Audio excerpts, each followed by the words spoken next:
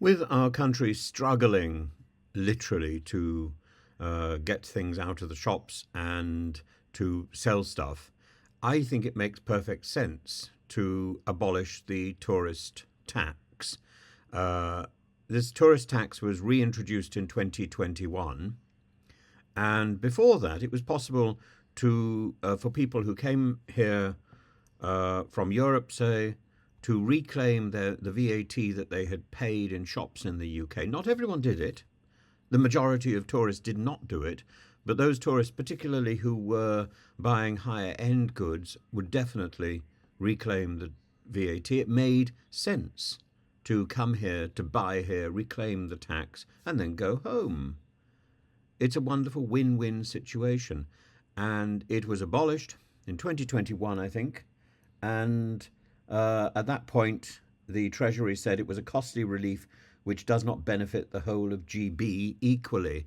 Well, no, it doesn't. But we need to attract people who want to buy British goods. We need to attract them. And abolishing that tax again, getting rid of that tax again, would certainly do something towards that. And Jacob Rees Mogg mentions this in a quite long, slightly dreary speech. I'll play you the speech. I got a telephone call in the middle of it, so I had to run off. But I will play you. Please stay and listen to what he's got to say. He is entertaining. It's nice to actually see him in the place for which he's being paid, rather than in a television studio reading from an auto cue. It's nice to see how well he performs without a script in front of him. Sir Jacob Rees MOGG. Thank you, Madam Deputy Speaker, and it's a pleasure to follow the Honourable Gentleman, the member for East Antrim, and particularly my right honourable friend, the member for Alton Price and Howden, who made such a very important speech, particularly in his references to the OBR. And I think it was telling that the Chancellor started his speech by pointing out, at least inadvertently, it wasn't a deliberate attack, but how many things the OBR has got wrong. And this is a real problem for policy making, because we look at these forecasts as if they are holy writ, as if they are authoritative, as if they will be right, and then we make decisions on comparatively small amounts, assuming that the forecasts are fundamentally right, and so that when it all adds up, but of course it doesn't. So let's look at the increase from £85,000 to £90,000 in VAT. This is an absolutely splendid policy, a really fundamentally good policy. It makes life easier for small businesses and is thoroughly welcome. And it costs £150 million. Now, this, out of a budget of £1.216 trillion, is 0.01%. It is utterly trivial, and yet the government doesn't go further because it says it can't afford it. Well, yes, of course it can, because this level is a rounding error within the whole total of what the government is doing. And unfortunately, that is the problem of this whole approach. In as far as it goes, it is perfectly good. And the economic circumstances have been tricky. There was £400 billion spent in support over COVID, which was, I think, the right thing to have done. But what we need to be doing is not the nickel and diming that is being done at the moment, but to look at the fundamentals of where our tax and spend policy is. That 1.216 trillion pounds is 44.5% of GDP that we are spending.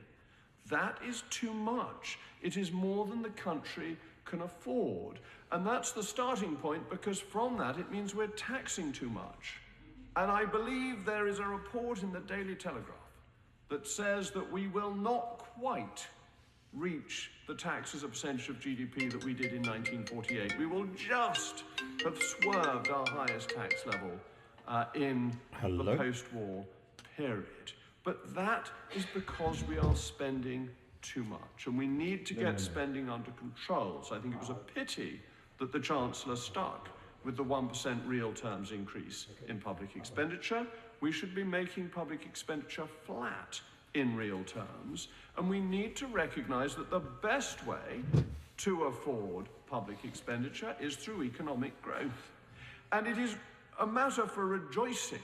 I know that the people in North East Somerset will be delighted that at last, and the Chancellor mentioned this himself, the OBR and the Bank of England and the Treasury have been willing to look at a particular tax and see if cutting it makes things better.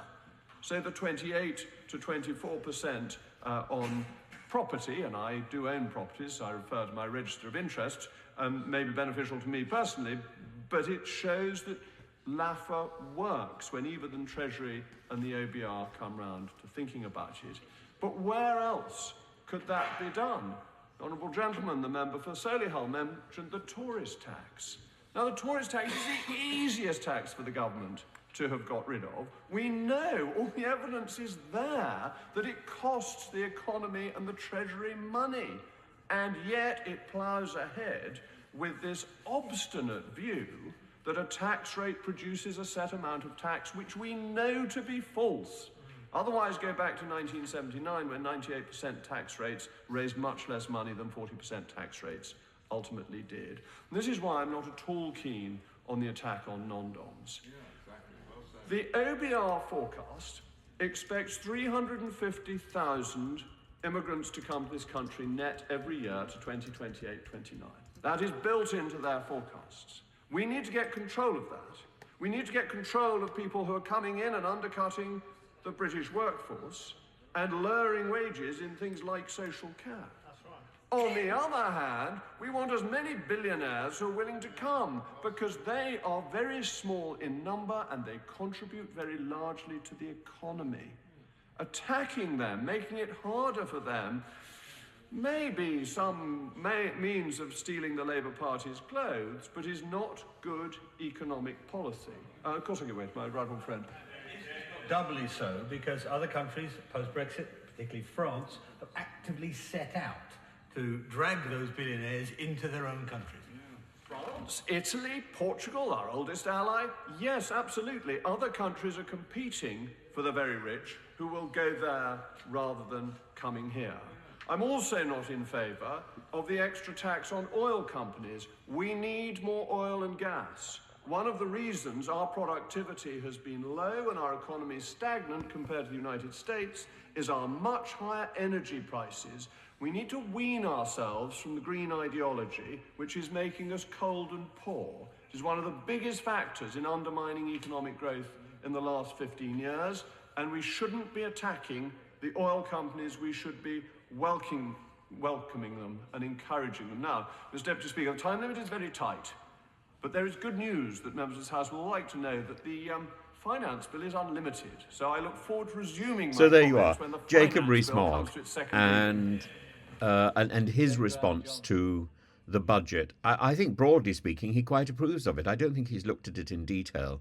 I think if he looked at it in a little bit more detail, and I'm sure if he slept on it, which I suppose he has now, so no doubt GB News will be gifted with the with the product of his of his cogitation, his dreams, his thoughts, his reflections on the budget as it sinks in. The reality is this was a budget that didn't really do anything for anybody.